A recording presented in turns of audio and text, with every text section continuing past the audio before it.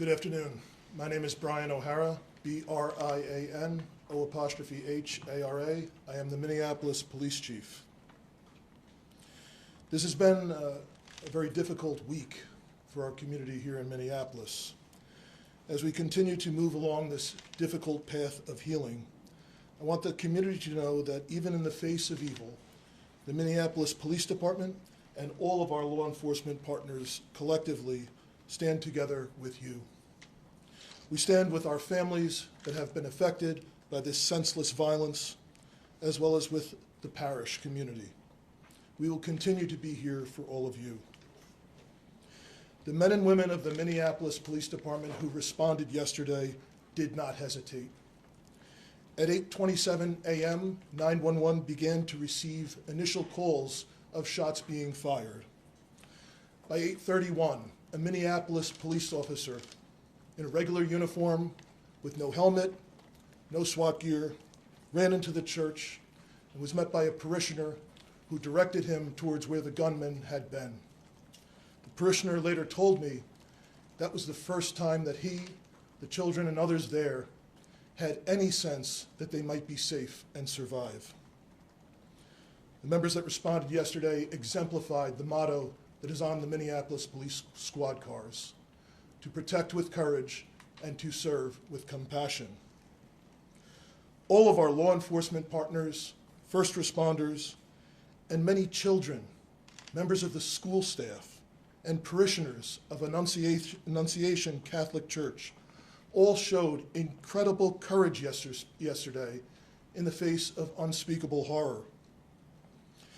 As the investigation continues, we will continue working alongside our county, state, and federal law enforcement partners as we continue to be critical as we piece together exactly what happened.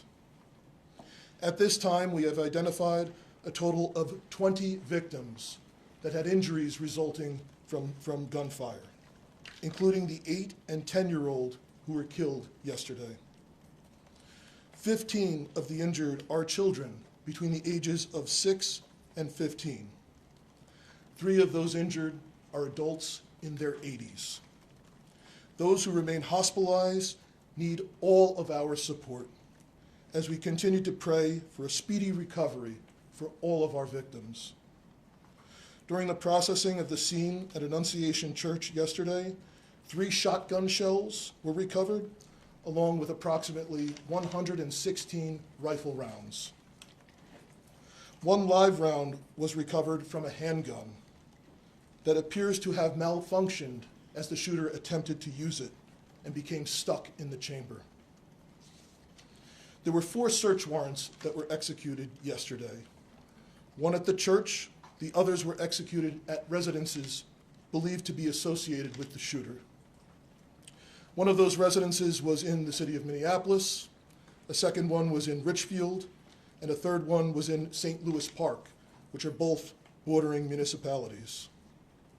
Additional evidence was recovered as a result of these warrants. Literally hundreds of pieces of evidence have been recovered thus far, which include electronic devices that will be further searched and processed. It now becomes our job collectively with all of law enforcement to process that evidence. And so this investigation will continue, and we will follow all of the evidence to its logical conclusion. I am aware, however, that this may not ultimately provide the answers that our public is looking for. When something terrible happens, the public expects law enforcement to provide some explanation for what happened. But the reality is, this is an unthinkable, completely senseless act. Violence perpetrated against children worshiping at Mass. And no investigation, no evidence will ever be able to make sense of such an unthinkable tragedy. That being said, we will do our best to determine and identify a specific motive. What we have seen so far is this is an individual who, unfortunately, like so many other mass shooters that we have seen in this country too often and around the world, had some deranged fascination with previous mass shootings and very disturbing writings that demonstrate hatred towards many different individuals and different groups of people. And he fantasized about the plans of other mass shooters. Unfortunately, again, this has become all too common in our society. That being said, we know ultimately the purpose of the shooter's actions was to obtain notoriety for the shooter themselves. That being said, I have only said the name of this shooter once, and I'm asking members of the media to stop saying the shooter's name. That was the whole purpose of why he did this heinous act, to obtain that notoriety for themselves. As schools in our city are beginning to start this week and next, we are working with all of our law enforcement partners, county sheriffs, state troopers, and surrounding municipalities that are helping the city of Minneapolis as we step up police presence both in and around schools and around all of our houses of worship in the city. Many of our law enforcement partners are also supplementing patrols, and we could not be more grateful. This has truly been a collective effort in partnership with our community. We also must say that we will be forever in debt to all of the doctors, nurses, and paramedics who responded, who are caring for these victims in this incident. I cannot tell you how incredibly grateful we are for all of the love and support that has been pouring in from all around the country, both for the first responders who initially responded, entered that church, and dealt with the unthinkable, and for all of the victims and families that have received that love and support as well. The Minneapolis Police Department and our community have a long road ahead of us to heal, and we need everyone to continuing to show their support after the cameras once again leave this city. I'd like to invite up the Acting United States Attorney for the District of Minnesota, Joe Thompson.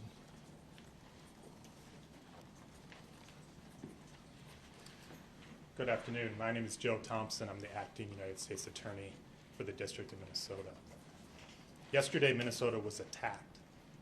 It was an attack, first and foremost, on our children and our families. An attack at a school and in a place of worship. It was also an attack on our city, our state, and our country. The U.S. Attorney's Office, the FBI, ATF, and other federal law enforcement are working with state and local partners to investigate this heinous act. Our investigation is twofold. First, we are seeking to confirm what we believe to be true, which is that the shooter acted alone and that no one else was involved, that the threat died with the shooter yesterday. We believe that to be true, but we'll leave no stone unturned to ensure the safety of our community. Second, we are investigating the motive, why and how this happened. The shooter left behind hundreds of pages of writings that describe the shooter's plan, writings that describe the shooter's mental state, and more than anything, writings that describe the shooter's hate, pure, indiscriminate hate. The shooter expressed hate towards almost every group imaginable. The shooter expressed hate towards black people. The shooter expressed hate towards Mexican people. The shooter expressed hate towards Christian people. The shooter expressed hate towards Jewish people. In short, the shooter appeared to hate all of us. The shooter's heart was full of hate. There appears to be only one group that the shooter didn't hate, one group of people who the shooter admired.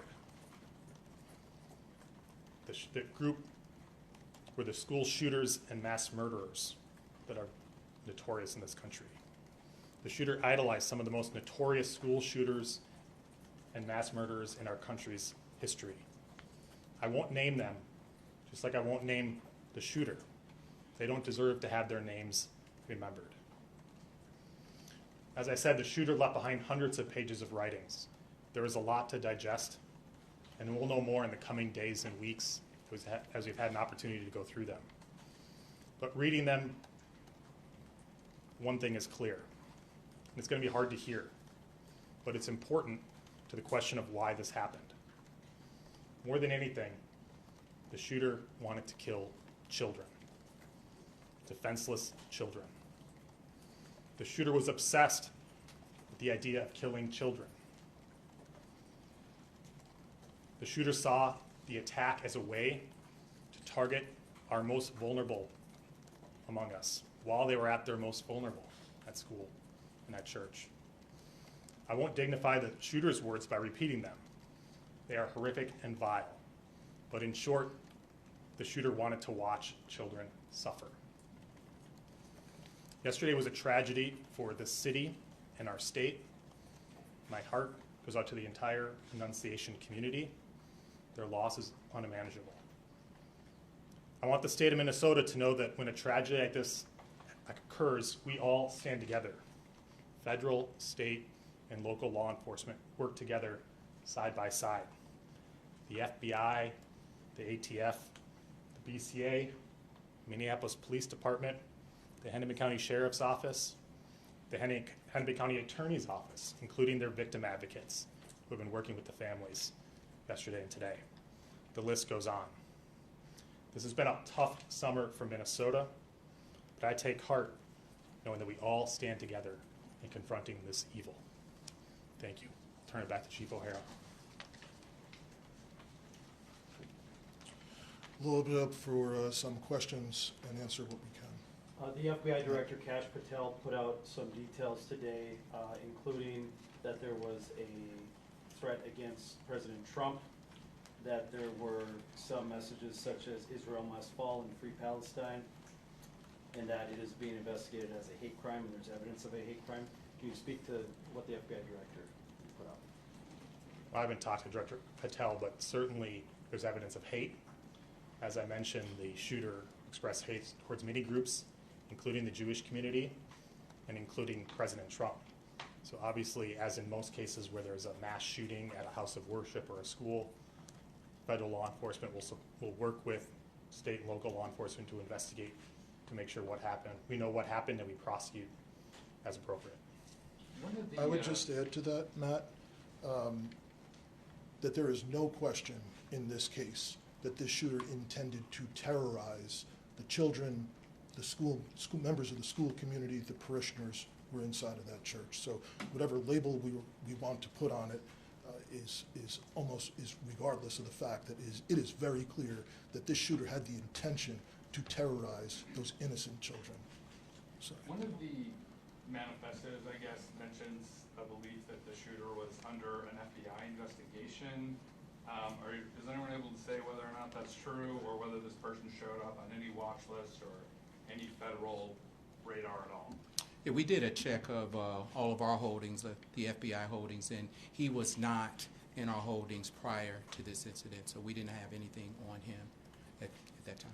Okay. And is there any kind of mental health diagnosis that anyone is aware of? There is no diagnosis that I'm aware of that I can share. I can tell you we are not aware of any state-ordered mental health commitments for this individual. Chief, could you talk about, we're hearing some new details come out about the moments inside the church. Yes. About the doors being locked and how that might Yes. have protected some of the kids. Could you talk to us about that? So the question was about the doors being locked at the church. Annunciation Church had a practice that once Mass began, they locked the doors of the church. This incident occurred shortly after the Mass was beginning.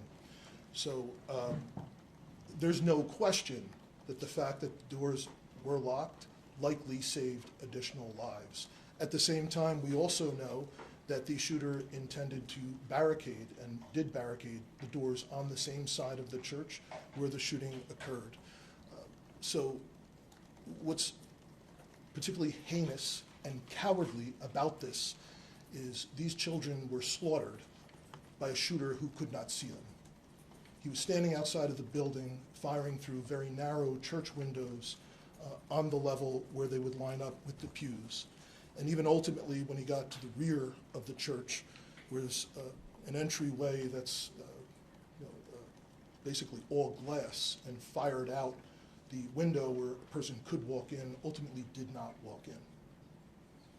Yes. When you say doors were locked, is that from the inside or from the outside? Like you're inside and you can get out, but you can't get in from the outside? The question is about the Clarify that. doors being locked. Yes, the doors were locked intentionally by the church from the inside, and that's a practice that they had in place once Mass had begun.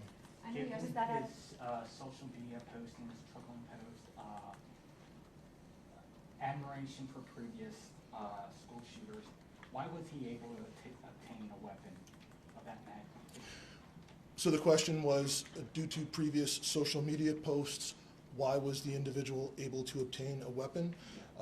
We have nothing in the evidence that we have acquired so far that would indicate that he is a person, that he did not lawfully purchase these weapons. He did not have a criminal history. The only thing that we are aware of is a traffic ticket. He did not have any state-ordered commitments for mental health.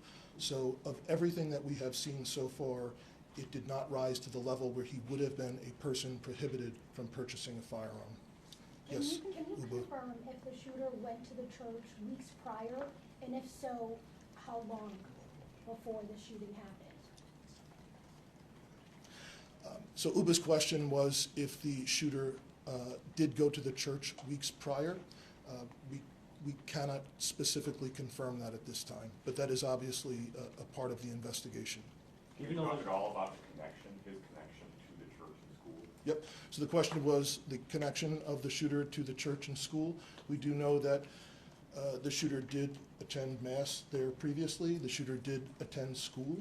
And the shooter's mother was an employee of the parish previously for some time. So obviously there is a connection between that shooter and this particular parish and this school there. Has Even the though the chief press- asked Can you tell us any about the reason 20 to inspect that victim school that or you church? mentioned, another victim you mentioned today? How is that child doing? So there's one additional child that was injured by gunfire that we weren't aware of at the time of the last briefing.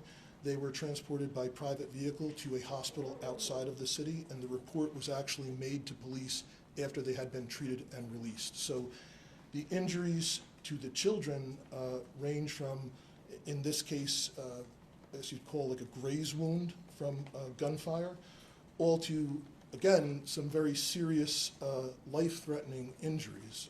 We have some victims that have been released by the hospital at this time. We anticipate perhaps a few more today, but we still have some victims who are very seriously injured and in critical condition. Even though there's no criminal search record, warrants? Sorry. I was gonna say, even though there's no criminal record, have been able to find any police contacts where there was odd behavior, maybe that didn't rise to the level of a crime, but in any jurisdiction that's come up? So the question was police contacts with odd behavior. There's nothing in Minneapolis where we did not have previous police contacts with him. Is there And anything in more this- you can say today on the name change issue? I know that yesterday you didn't confirm that, but I know it's out there. Yes. Is there anything more you can reveal just about? So the question was about the shooter's name change. We are aware that a few years ago, I think 2019, the shooter did have their name changed. We can confirm that, yes. I know Lou kind of asked it, and the FBI spokesperson talked about it too. Had any law enforcement you found made contact with that shooter's family previously to what happened yesterday? I can try. For everybody, I'm Drew Evans, Superintendent of the Minnesota Bureau of Criminal Apprehension. It depends on specifically what you're asking. We're aware of some reports in the past. We are gathering those reports now. There will be additional information that we'll be able to share down the line. But as the chief noted, and we think what is important in this and related to the question, this individual was not arrested for anything that would prohibit them from being able to purchase a firearm. There is not substantive police contact with this individual that would have raised concern to the level that would lead us to believe this sort of a situation would happen today.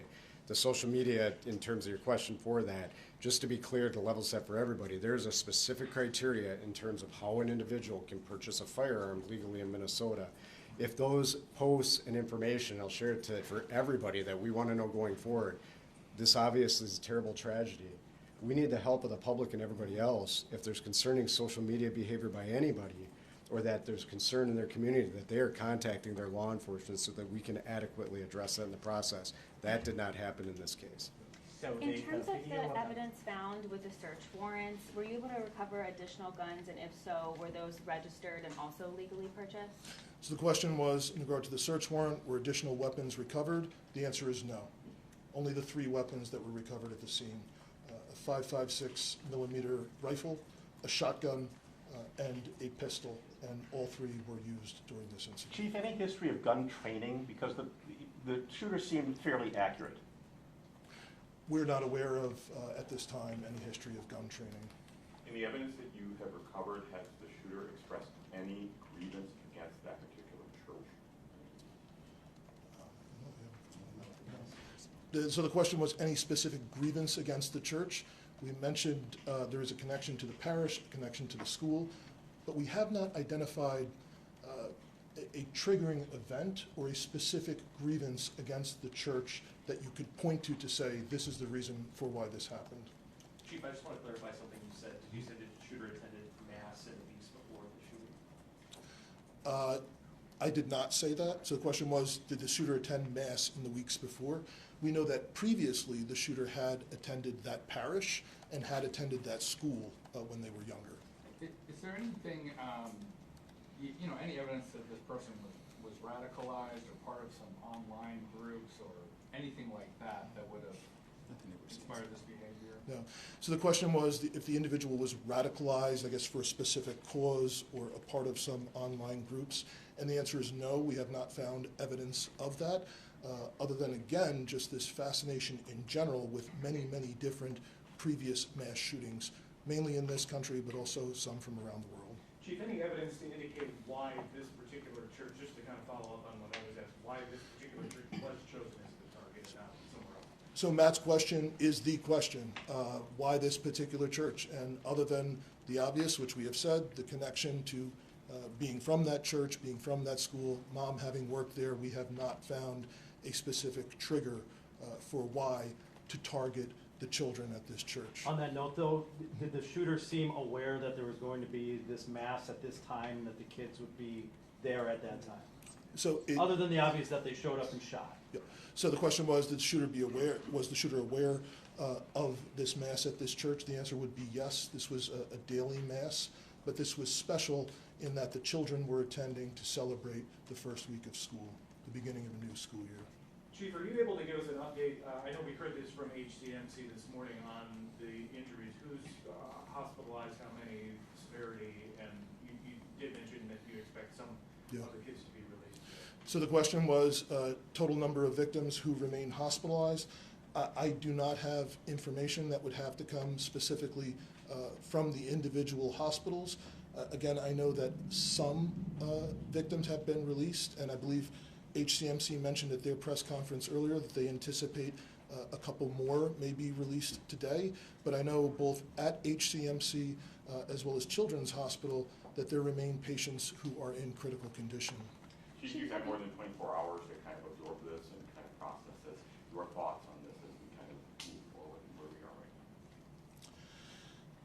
So the question was, over the last 24 hours, for my thoughts on where we are and moving forward. I think we had dozens of police officers that responded, that entered there. I shared a story that one parishioner had shared with me of the relief they had seeing an officer running in towards the danger. And I know from dozens of officers who did respond that ran into the church and saw the unthinkable with all of these children so seriously injured, and other children that had blood on them, from not because they were injured, but because of blood that was shared from other kids. And just how confusing it was for the officers, because no one knew if there was specifically just one shooter, if there were perhaps improvised devices that were there to go off. So I think the officers and that were then joined by state troopers and county sheriff's deputies and all of federal law enforcement officers and others that responded very, very quickly, and I just think did an incredible job at trying to ensure that the threat was eliminated, there were no additional threats, but also trying to triage as quickly as possible and get the injured to the hospital. And I think EMS, all the first responders, did an amazing job.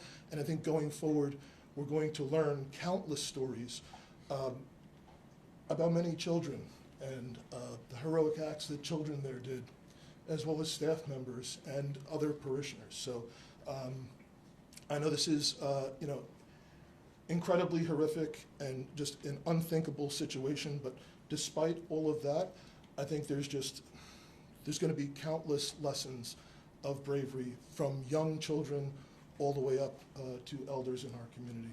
All right, we'll take one more, perhaps from somebody who's not yet had a chance. Chief, have you Is spoken? that you? I think I have, but have you not done one yet? Go ahead. Yeah, have you guys spoken with the shooter's parents, and have they said anything about past mental health history? And do you guys as law enforcement believe there might have been any red flags that might have been missed?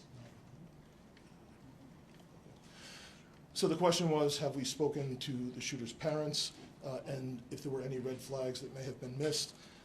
I know there were dozens of interviews that have been conducted with relatives, friends, associates of the shooter, as well as people, obviously individuals, witnesses that were present at the scene yesterday.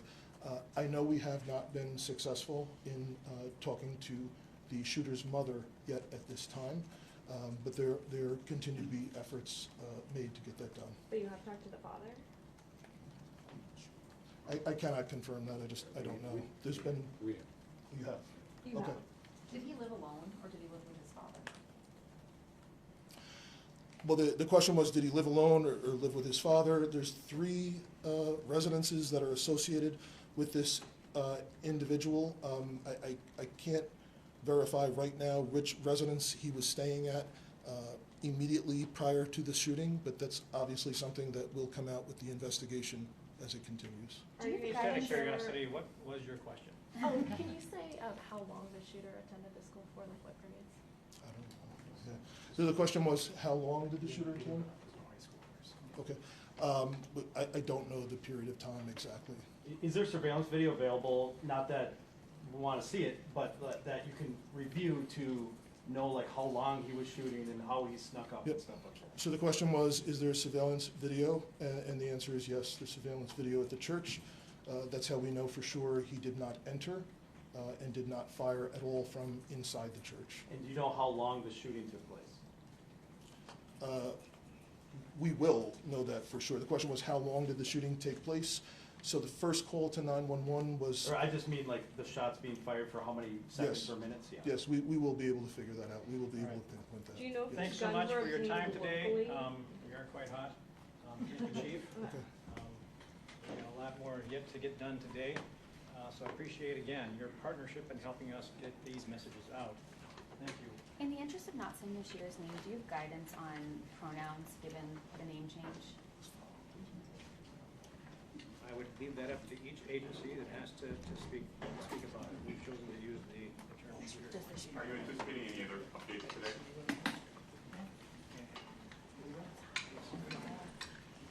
What? See him in the hall. Oh, yes. Can I talk to him in the hall? Yeah. No, whenever you're ready, I'm And then, in no rush. Civic. Other than that, it's super hot.